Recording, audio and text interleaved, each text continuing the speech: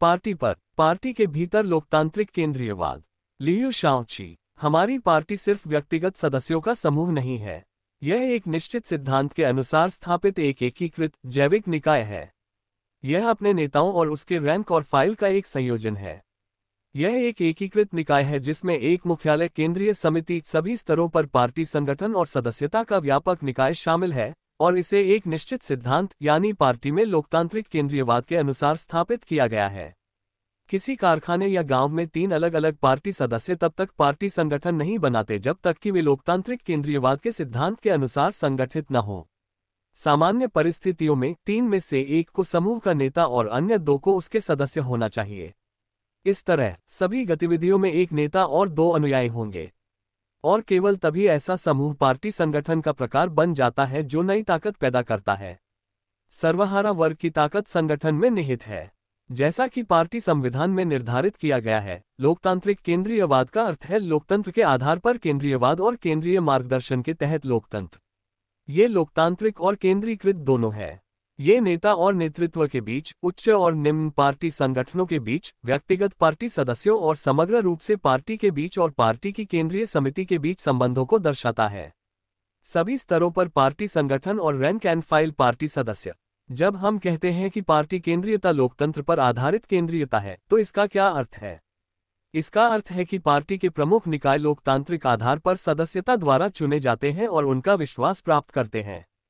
इसका अर्थ है कि पार्टी के संकल्प और नीतियां लोकतांत्रिक आधार पर व्यक्त किए गए कार्यकर्ताओं के विचारों का क्रिस्टलीकरण है, कि वे लोकतांत्रिक आधार पर व्यक्त कार्यकर्ताओं द्वारा तय किए जाते हैं, कि वे कार्यकर्ताओं या उनके प्रतिनिधियों द्वारा तय किए जाते हैं और फिर कार्यकर्ताओं के साथ मिलकर नेतृत्व द्वारा उनका पालन किया जाता है और उन्हें लागू किया जाता है।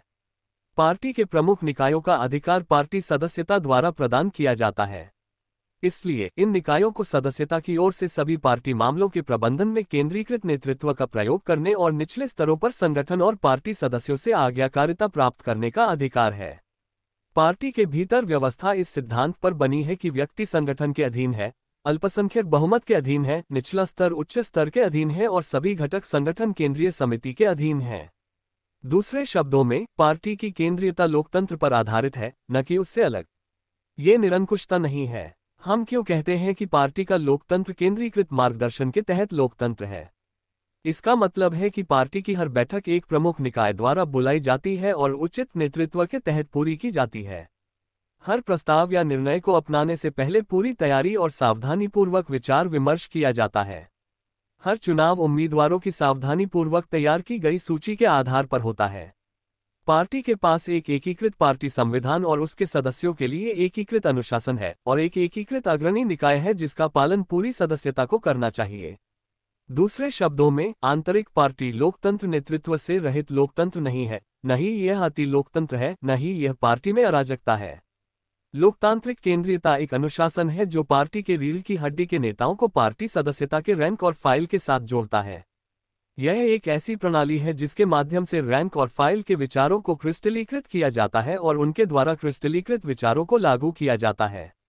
ये पार्टी के भीतर जन लाइन की अभिव्यक्ति है। कुछ सदस्य यह नहीं समझते कि पार्टी में केंद्रीयता लोकतंत्र पर आधारित है। परिणामस्वरूप वे अपने नेतृत्व को पार्टी के आंतरिक लोकतंत्र और पार्टी सदस्यता के रैंक और फाइल से अलग करते हैं और इसे केंद्रीयता कहते हैं। उन्हें लगता है कि नेताओं के रूप में उनका अधिकार पार्टी की सदस्यता द्वारा प्रदान नहीं किया जाना चाहिए, बल्कि वे स्वयं ही इसे प्राप्त कर सकते हैं। उन्हें लगता है कि उन्हें चुनाव के माध्यम से अग्रणी पद प्राप्त करने की आवश्यकता नहीं है, न ही उन्हें पार्टी की सदस्यता और निचले पार्टी संगठनों के विश्वास की आवश्यकता है, बल्कि वे बस खुद को नेता घोषित कर सकते हैं।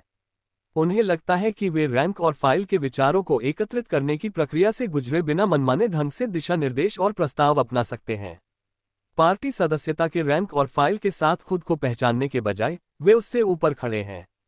पार्टी के संगठन के भीतर काम करने और उसके नियंत्रण का पालन करने और उसके अधीन होने के बजाय वे पार्टी को आदेश देते हैं और नियंत्रित करते हैं और पार्टी संगठनों पर अपना प्रभुत्व जमाते हैं। अपने वरिष्ठों के संबंध में वे आंतरिक पार्टी लोकतंत्र को संरक्षित करने के बहाने स्वतंत्रता का दावा करते हैं, जबकि अपने अधीनस्थों और पार्टी सदस्यों के संबंध में वे आंतरिक पार्टी केंद्रीयता का प्रयोग करने के बहाने उनके लोकतांत्रिक अधिकारों को दबाते हैं। वास्तव में वे न तो अपने अधीनस्थों के साथ व्यवहार में लोकतंत्र का पालन करते हैं और न ही अपने वरिष्ठों के साथ संबंधों में केंद्रीयता को स्वीकार करते हैं। जबकि अन्य लोग बहुमत द्वारा अपनाए गए प्रस्तावों का पालन करने और पार्टी अनुशासन का पालन करने के लिए बाध्य हैं, वे नेता के रूप में अन्यथा करने के हकदार महसूस करते हैं। वे ऐसे किसी भी बुनियादी संगठनात्मक सिद्धांत का पालन नहीं करते हैं, जैसे कि व्यक्ति का संगठन के अधीन होना, अल्पसंख्यक का बहुमत के अधीन होना और निचले स्तर का उच्च स्तर के अधीन होना। उनकी राय में पार्टी के नियम और प्रस्ताव आम पार्टी सदस्यों के लिए लिखे जाते हैं, नेताओं के लिए नहीं। ये पार्टी में एक लोकतंत्र विरोधी, निरंकुश प्रवृत्ति है और एक विशेषाधिकार प्राप्त सामाजिक वर्ग की विचारधारा की विशेषता का प्रतिबिंब है। इसका हमारी पार्टी की केंद्रीयता से कोई लेना देना नहीं है। हालांकि यह एक व्युत्पत्ति है जो हमारी पार्टी में मौजूद है और इसे पूरी तरह से खत्म कर दिया जाना चाहिए।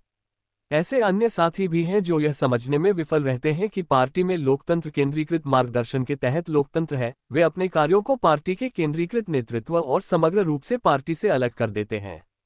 वे अपनी मर्जी से काम करते हैं, केवल अपनी सनक और विचारों से निर्देशित होते हैं, और वे समग्र रूप से पार्टी की समग्र स्थिति और दीर्घकालिक हितों की उपेक्षा करते हैं।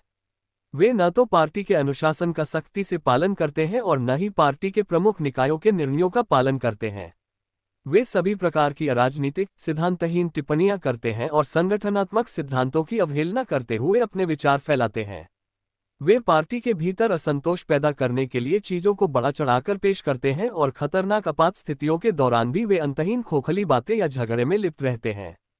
वे कुछ पार्टी सदस्यों की अस्थायी उलझन का फायदा उठाते हैं जो बिना तैयारी के पकड़े जाते हैं, अपने प्रस्तावों के लिए वोट के लिए दबाव डालते हैं ताकि बहुमत के नाम पर अपने स्वयं के डिजाइनों को पूरा किया जा सके।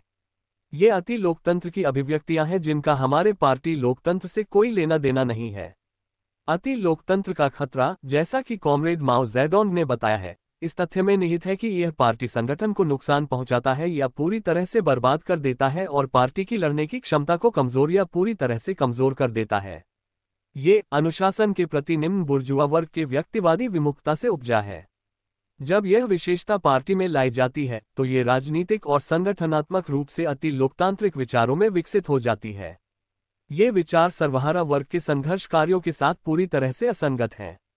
यद्यपि पार्टी में लोकतंत्र विरोधी निरंकुशता और अति लोकतंत्र की प्रवृत्तियां आंतरिक पार्टी जीवन की दो चरम सीमाएं हैं, लेकिन बाद वाली प्रवृत्ति अक्सर पूर्व की सजा के रूप में अस्तित्व में आती है।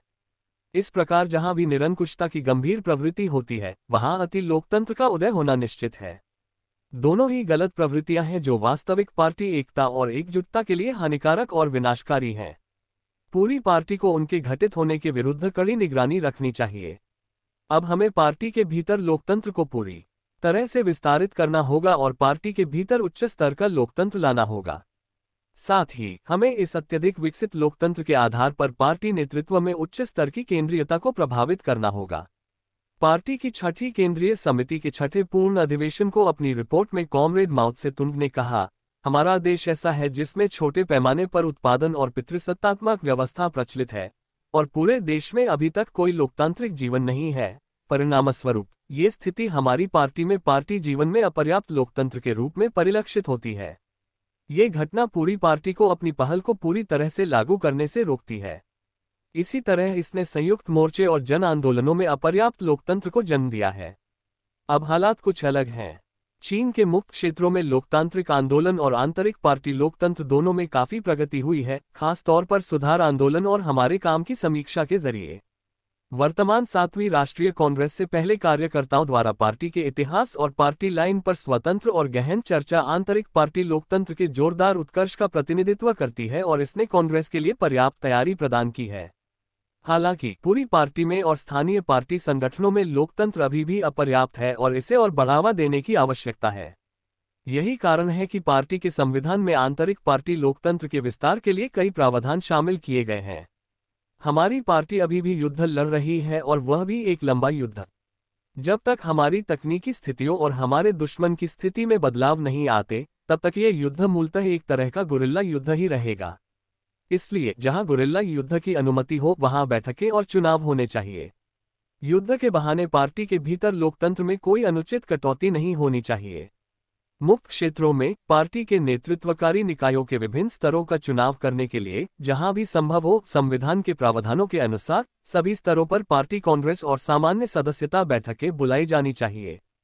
पार्टी संविधान में ये प्रावधान है कि पार्टी में किसी प्रमुख निकाय के चुनाव में कांग्रेस के अध्यक्ष मंडल को उम्मीदवारों की सूची प्रस्तुत करने के अधिकार के अलावा प्रत्येक प्रतिनिधिमंडल और प्रत्येक प्रतिनिधि को उम्मीदवारों को नामित करने का अधिकार और प्रत्येक निर्वाचक को किसी भी उम्मीदवार की आलोचना करने या वैकल्पिक उम्मीदवारों का प्रस्ताव करने का अधिकार सुनिश्चित किया जाता है। उम्मीदवारों की सूची पर पूरी तरह से चर्चा होनी चाहिए और सूची को गुप्त मतदान या खुले मतदान द्वारा आयोजित चुनावों के आधार के रूप में काम करना चाहिए। पार्टी संविधान में प्रावधान है कि स्थानीय पार्टी कांग्रेस हर 2 साल में एक बार बुलाई जाएगी। इसका मतलब है कि स्थानीय पार्टी संगठनों के नए नेतृत्व निकायों का चुनाव हर 2 साल में एक बार होना चाहिए। हालांकि कांग्रेस के बीच में तत्काल कार्यों पर विचार विमर्श और निर्णय लेने के लिए प्रतिनिधियों के सम्मेलनों का आयोजन आवश्यक और व्यवहार्य दोनों है। अतीत में हमने अपने काम की समीक्षा और निर्णय लेने के लिए विभिन्न आकारों की कैडर बैठकें की। भविष्य में हमें प्रतिनिधियों के सम्मेलन और सम्मेलन आयोजित करने चाहिए। चुनाव हर 2 साल में एक बार से अधिक नहीं होने चाहिए, क्योंकि बहुत अधिक चुनाव अनावश्यक हैं और हमारे काम को बाधित करते हैं। इसलिए पार्टी कांग्रेस के अलावा हमारे काम की समीक्षा और योजना बनाने के लिए प्रतिनिधियों के सम्मेलन की आवश्यकता है। स्थानीय पार्टी की जरूरतों के अनुसार इस तरह के सम्मेलन साल में 1 या 2 बार आयोजित किए जा सकते हैं, जिसमें निचली पार्टी समितियों द्वारा प्रतिनिधियों का चयन किया जाता है।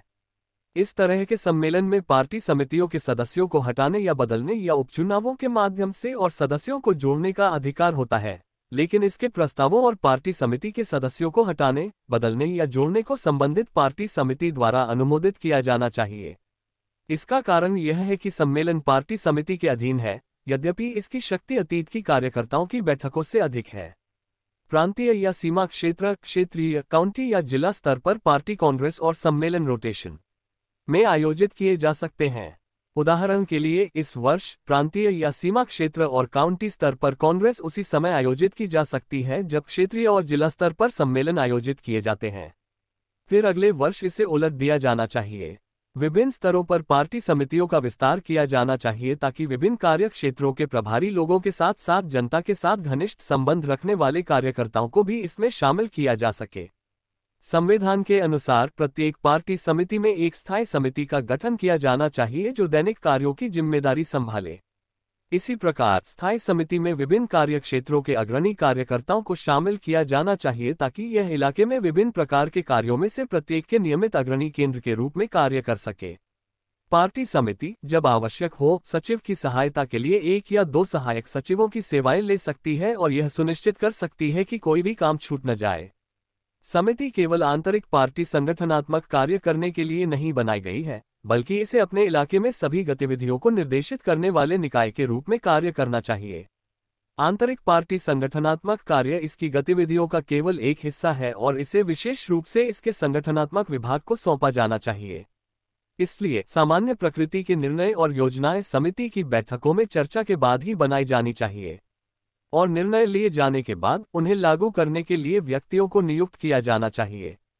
पार्टी सदस्यों और कार्यकर्ताओं के बीच आलोचना और आत्मा आलोचना को प्रोत्साहित करने का प्रयास आंतरिक पार्टी लोकतंत्र को बढ़ाने में एक महत्वपूर्ण कारक है।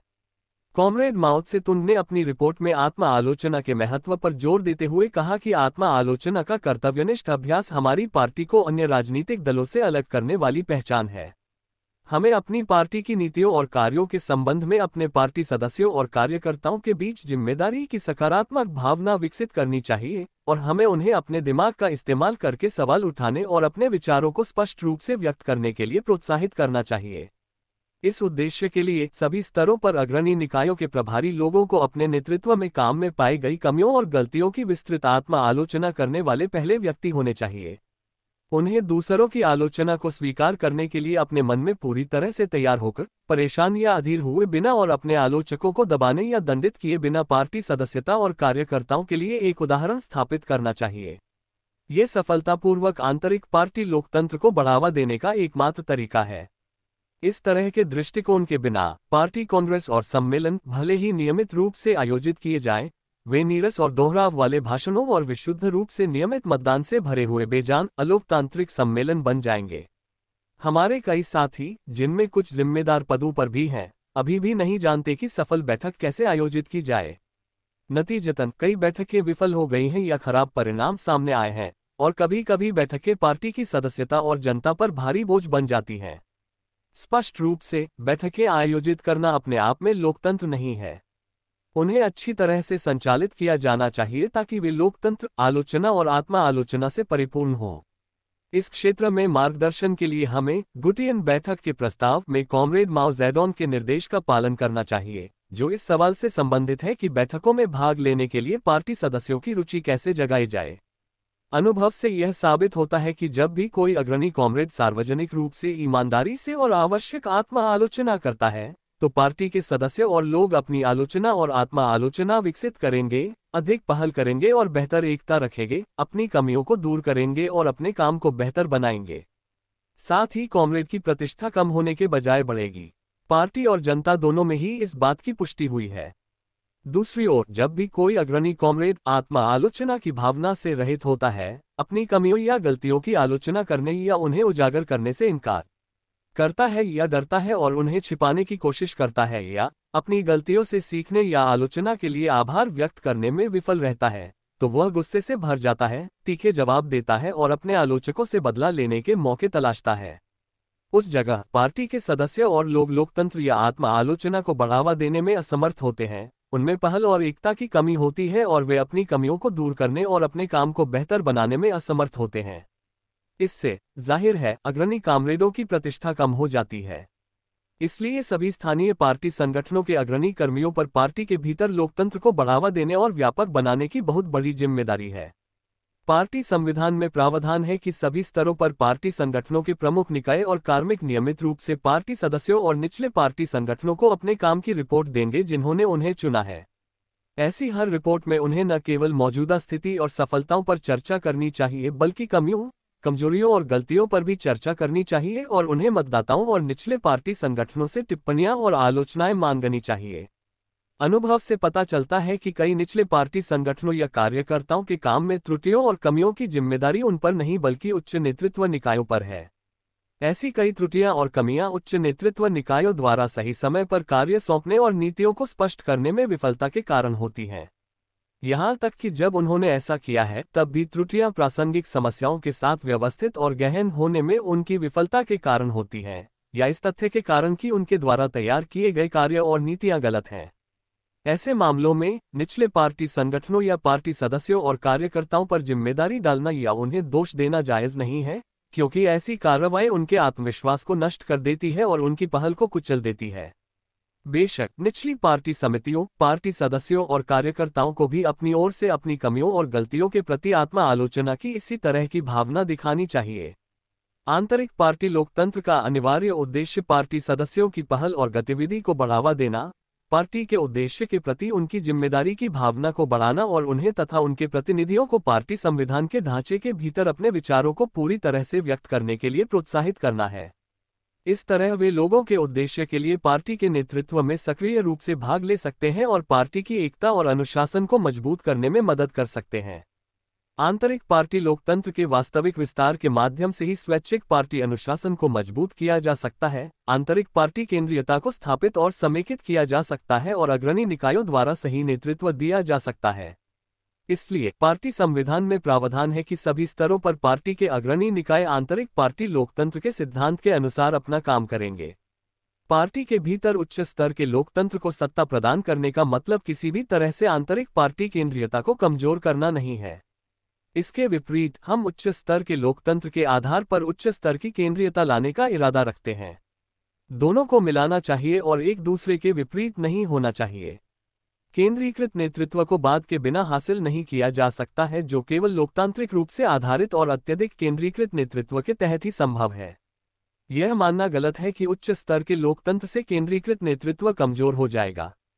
इस प्रकार संविधान ये प्रावधान करता है कि आंतरिक पार्टी लोकतंत्र के सिद्धांत के अनुसार अपने कार्यों को निष्पादित करते समय सभी स्तरों पर अग्रणी निकायों को आंतरिक पार्टी केंद्रीयता में बाधा नहीं डालनी चाहिए या किसी भी आंतरिक पार्टी लोकतंत्र को अराजकतावादी प्रवृत्तियों जैसे स्वतंत्रता या अति लोकतंत्र के दावे के रूप में गलत तरीके से नहीं समझना चाहिए, जो केंद्रीकृत कार्रवाई के लिए वैध और फायदेमंद है। हमें ये सुनिश्चित करना चाहिए कि पार्टी के भीतरी लोकतंत्र से पार्टी के उद्देश्य में योगदान मिले, जो कि जनता का उद्देश्य है, और यह न तो पार्टी की लड़ाकू इच्छाशक्ति और एकता को कमजोर करे और न ही तोड़फोड़ करने वालों, पार्टी विरोधी तत्वों, विभाजकों, समय सेवकों और कैर्यवादियों के लिए एक उपकरण बने। इस प्रकार संविधान में प्रावधान है कि पूरी पार्टी या किसी स्थानीय पार्टी संगठन की नीति और लाइन की गहन समीक्षा और उस पर बहस केवल उचित मार्गदर्शन के तहत और जब समय की अनुमति हो, यानी आपातकाल के समय में नहीं की जा सकती। ये पार्टी की केंद्रीय समिति या स्थानीय नेतृत्वकारी निकायों के प्रस्तावों पर आधारित होना चाहिए, जैसा भी मामला हो। ऐसी समीक्षा निचले पार्टी संगठनों के आधे से अधिक सदस्यों के प्रस्ताव या उच्च संगठन के प्रस्ताव के आधार पर की जा सकती है। पार्टी के भीतर लोकतंत्र को व्यापक बनाया जाना चाहिए, लेकिन पार्टी के प्रस्तावों को बिना किसी शर्त के लागू किया जाना चाहिए। व्यक्ति का संगठन के अधीन होना, निचले स्तर का उच्च स्तर के अधीन होना, अल्पसंख्यक का बहुमत के अधीन होना और सभी घटक पार्टी संगठनों का केंद्रीय समिति के अधीन होना संविधान में निर्धारित इस सिद्धांत का बिना किसी शर्त के पालन किया जाना चाहिए। कुछ कॉमरेड ऐसी शर्तें लगा सकते हैं जैसे कि प्रस्तावों या निर्देशों का पालन करने से इनकार करना जब तक कि वे उन्हें सही न समझें, जब तक कि उन्हें न लगे कि उनका वरिष्ठ योग्यता, पद, पार्टी सदस्यता की अवधि या सांस्कृतिक स्तर के मामले में योग्य है, या जब तक कि नेता ने उनके साथ अच्छा व्यवहार न किया हो या वे उसी समूह से संबंधित न हो। ये बताना जरूरी है कि ऐसी शर्तें अनुचित हैं। एक कम्युनिस्ट ये दर्शाता है कि उसकी अनुशासन की भावना कितनी गहरी है और वह अनुशासन का कितनी सख्ती से पालन करता है, ठीक उसी समय जब वह खतरे में होता है या जब उसके और पार्टी संगठन के बीच सिद्धांतों या कामरेडों के बीच संबंधों के मुद्दों पर गंभीर मतभेद उत्पन्न होते हैं। ये केवल तभी संभव है जब वह अल्पसंख्यक स्थिति से संगठनात्मक सिद्धांतों का बिना शर्त पालन करता है, तभी उसे अनुशासन और सिद्धांत की गहरी समझ वाला पार्टी सदस्य माना जा सकता है, जो समग्र स्थिति को देखता है और जानता है कि स्थानीय हितों को समग्र हितों के अधीन होना चाहिए, कम महत्वपूर्ण मुद्दों को बड़े मुद्दों के अधीन होना चाहिए, और यह कि सिद्धांतों के विशिष्ट मतभेद और कामरेडों के बीच संबंधों पर मतभेद पार्टी एकता और पार्टी अनुशासन के सर्वोच्च हितों के अधीन होने चाहिए। किसी भी परिस्थिति में हम कम्युनिस्टों को अंधी आज्ञाकारिता को बढ़ावा नहीं देना चाहिए। चूंकि हम अब विशाल ग्रामीण क्षेत्रों में किए जाने वाले गुरिल्ला युद्ध के बीच में हैं और चूंकि इन क्षेत्रों के अंदर और बाहर स्थितियां बहुत अलग अलग हैं, इसलिए हमें अपने काम में केंद्रीकृत नेतृत्व के तहत विकेंद्रीकृत संचालन की नीति का पालन करना चाहिए। ऐसी नीतियां जो या तो संचालन को अत्यधिक केंद्रीकृत करती हैं या विकेंद्रीकृत संचालन और केंद्रीकृत नेतृत्व को समान स्तर पर रखती हैं, गलत है। विकेंद्रीकृत संचालन से हमारा मतलब स्वतंत्रता के दावे से नहीं है, हमारा मतलब स्वतंत्र कार्य और स्वतंत्र रूप से काम करने की क्षमता से है। केंद्रीकृत नेतृत्व से अलग होने के बजाय विकेंद्रीकृत संचालन को इसके अधीन रखा जाना चाहिए। परिस्थितियां जो हैं, उनमें अक्सर ऐसा होता है कि किसी प्रमुख निकाय के निर्णय और निर्देश अनिवार्य रूप से सामान्य प्रकृति के होते हैं और इसलिए सभी स्थानों की स्थितियों को कवर करने में विफल हो जाते हैं। परिणामस्वरूप सामान्य क्षेत्रों पर लागू होने के बावजूद ऐसे निर्णय और निर्देश कुछ विशेष क्षेत्रों के लिए उपयुक्त होते हैं, और अक्सर ऐसा भी होता है कि उनमें गलतियां होती हैं और वे अव्यावहारिक होते हैं। ऐसे मामलों में हमें आंख मूंदकर कार्यान्वयन या आज्ञाकारिता की वकालत नहीं करनी चाहिए।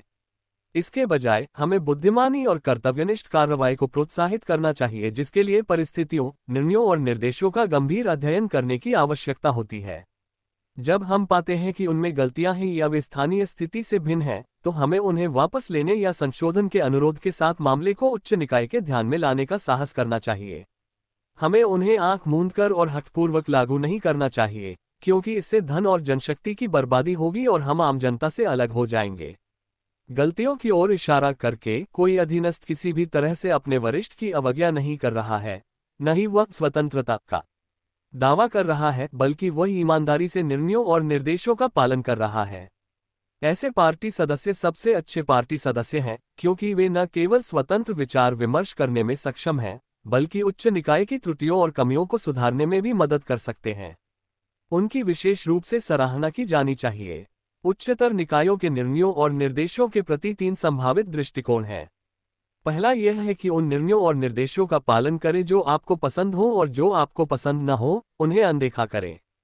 ये शुद्ध और सरल रूप से स्वतंत्रता का दावा है, चाहे इसका कोई भी बहाना हो, और इसकी अनुमति नहीं दी जानी चाहिए। दूसरा यह है कि उन्हें आंख मूंदकर और यंत्रवत तरीके से लागू किया जाए, उनका या विशिष्ट परिस्थितियों का अध्ययन करने की जहमत न उठाई जाए। यह उच्चतर निकाय के निर्णयों और निर्देशों का सावधानीपूर्वक कार्यान्वयन करने के बजाय आंख मूंद कर लागू करना है और इसलिए यह अस्वीकार्य भी है।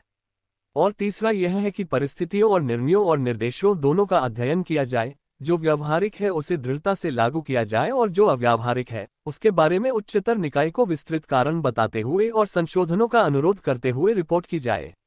निर्णयों और निर्देशों को बुद्धिमानी और ईमानदारी से लागू करने का यही तरीका है और यही एकमात्र सही तरीका है। न केवल हम इसका विरोध नहीं करते हैं, बल्कि हमें हर तरह से पार्टी के प्रत्येक सदस्य की ओर से इस पहल और गतिविधि को प्रोत्साहित करना चाहिए। अनुशासन के प्रति किसी भी प्रकार की उपेक्षा या स्वतंत्रता के दावे का विरोध करते हुए पार्टी प्रत्येक सदस्य को समस्याओं से निपटने और पार्टी लाइन के मार्गदर्शन में स्वतंत्र रूप से काम करने की पहल को प्रोत्साहित करती है। एक अग्रणी संस्था को अपने निचले संगठनों और सदस्यों को अपने निर्णयों और निर्देशों के संबंध में सुझाव देने, प्रश्न उठाने और संशोधन प्रस्तावित करने की अनुमति देनी चाहिए, जिन्हें कमियों या गलतियों के अस्तित्व के प्रमाणित होने पर तदनुसार ठीक किया जाना चाहिए। यदि निचले स्तर के लोग गलत हैं, तो उनके विचारों को सीधा करने के लिए एक संतोषजनक स्पष्टीकरण दिया जाना चाहिए और उनके खिलाफ कोई कठोर कदम नहीं उठाया जाना चाहिए। यदि उच्चतर संस्था संशोधन की अपील के बावजूद किसी निर्णय या निर्देश के क्रियान्वयन पर जोर देती है, तो उसे लागू किया जाना चाहिए और निचले स्तर के लोगों को अपने रुख पर अड़े नहीं रहना चाहिए या निर्णय का विरोध नहीं करना चाहिए। कम्युनिस्ट पार्टी का अनुशासन स्वैच्छिक अधीनता पर आधारित है। इसे किसी यांत्रिक चीज में नहीं बदला जाना चाहिए जो सदस्यता की गतिविधि और पहल को प्रतिबंधित करता है। अनुशासन की भावना और सदस्यता की पहल को साथ साथ चलना चाहिए। पार्टी संविधान में ये प्रावधान है कि प्रत्येक स्तर पर पार्टी संगठन ये सुनिश्चित करेगा कि उसके मार्गदर्शन में प्रकाशन उच्च संगठनों और केंद्रीय अंगों के निर्णयों और नीतियों का प्रसार करे। पार्टी के एकीकृत और राष्ट्रीय चरित्र के कारण यह आवश्यक है। निर्णयों और नीतियों का सभी स्थानों पर प्रसार होना चाहिए, जबकि परस्पर विरोधी विचारों का बिल्कुल भी प्रचार नहीं किया जाना चाहिए। मार्क्सवादी विचारधारा का प्रचार किया जाना चाहिए, जबकि इसके विपरीत विचारधाराओं का प्रचार नहीं किया जाना चाहिए। हमारे कुछ निचले पार्टी संगठन इस कार्य को संतोषजनक ढंग से नहीं कर रहे हैं। कुछ अखबार केंद्रीय समिति के निर्णयों और नीतियों का पर्याप्त प्रचार करने में विफल रहे हैं और कभी कभी तो उनसे भिन्न लेख भी छाप दिए हैं। सभी स्तरों पर पार्टी संगठनों को इस पर जांच करनी चाहिए और सुधार करना चाहिए। राष्ट्रीय मुद्दों के बारे में पार्टी संविधान में ये प्रावधान है कि केंद्रीय समिति द्वारा किसी वक्तव्य या निर्णय से पहले कोई भी निम्न पार्टी संगठन या उसके प्रमुख कर्मचारी ऐसे मुद्दों पर अपने विचार या निर्णय सार्वजनिक करने की स्वतंत्रता नहीं लेंगे। हालांकि वे आपस में विचार विमर्श कर सकते हैं और केंद्रीय समिति के समक्ष अपने प्रस्ताव रख सकते हैं। पार्टी के एकीकृत और राष्ट्रीय चरित्र को सुनिश्चित करने के लिए यह आवश्यक है। पार्टी के लिए एक ही मार्ग हो सकता है, कई नहीं। निम्न पार्टी संगठनों को उन मुद्दों पर केंद्रीय समिति के स्थान पर या उससे पहले अपने विचार सार्वजनिक करके अपनी शक्तियों का अतिक्रमण नहीं करना चाहिए, जिन पर समिति को निर्णय लेना चाहिए और उन्हें सार्वजनिक करना चाहिए। केंद्रीय समिति के सदस्यों सहित पार्टी के किसी भी प्रमुख साथी को केंद्रीय समिति की स्वीकृति के बिना राष्ट्रीय चरित्र के मुद्दों पर अपने विचार सार्वजनिक नहीं करने चाहिए। हालांकि वे स्थानीय पार्टी समितियों की बैठकों में अपने विचारों पर चर्चा कर सकते हैं और केंद्रीय समिति को सुझाव दे सकते हैं, लेकिन उन्हें पार्टी के अंदर या बाहर उन विचारों को सार्वजनिक करने की अनुमति नहीं है जो अभी तक केंद्रीय समिति द्वारा प्रकट नहीं किए गए हैं, या इन विचारों के प्रसार के लिए अन्य स्थानीय पार्टी समितियों के बीच परिपत्र संदेश भेजना। इसका कारण यह है कि यदि ऐसे विचार या निर्णय केंद्रीय समिति के विचारों से टकराते हैं तो इससे पार्टी और लोगों पर प्रतिकूल प्रभाव पड़ेगा और हमारे दुश्मनों को मदद मिलेगी। जब हमारे पास रेडियो सुविधाओं का अभाव था तो हमने इस बिंदु पर जोर नहीं दिया, लेकिन अब जब ऐसी सुविधाएं आम इस्तेमाल में हैं तो इस पर जोर दिया जाना चाहिए। जापान के खिलाफ प्रतिरोध के युद्ध के दौरान केंद्रीय समिति ने कई बार इस ओर ध्यान दिलाया है। स्थानीय प्रश्नों के संबंध में संविधान निचले पार्टी संगठनों को स्वतंत्र निर्णय लेने का अधिकार देता है, बशर्ते कि ये निर्णय केंद्रीय समिति या अन्य उच्च संगठनों के निर्णयों से टकराव न करें। इस संबंध में उच्च संगठनों को अपनी ओर से निचले संगठनों के मामलों में हस्तक्षेप करने से बचना चाहिए और उनके लिए निर्णय लेने से बचना चाहिए, जबकि उच्च निकाय के लिए निचले संगठन को सुझाव देना आवश्यक है ताकि वह प्रश्नों को सही ढंग से हल करने में मदद कर सके। निर्णय लेने की शक्ति बाद वाले के पास होनी चाहिए। हमारे पार्टी संगठन अभी भी कई क्षेत्रों में भूमिगत रूप से काम कर रहे हैं। ऐसी परिस्थितियों में उन्हें अपने कार्यों को पूरा करने के लिए विशेष रूप अपनाना चाहिए। इसलिए संविधान में प्रावधान है कि उन संगठनात्मक रूपों और कार्य पद्धतियों को संशोधित किया जा सकता है जो प्रत्यक्ष पार्टी संगठनों के लिए उपयुक्त हैं, लेकिन गुप्त संगठनों के लिए नहीं। ये प्रावधान आवश्यक है। संविधान में दिए गए संगठनात्मक सिद्धांतों का पालन पूरी पार्टी को करना चाहिए, लेकिन संगठनात्मक रूपों और कार्य पद्धतियों को बदलती परिस्थितियों और स्थितियों के अनुसार बदलना चाहिए। इस बिंदु पर पहले ही चर्चा हो चुकी है।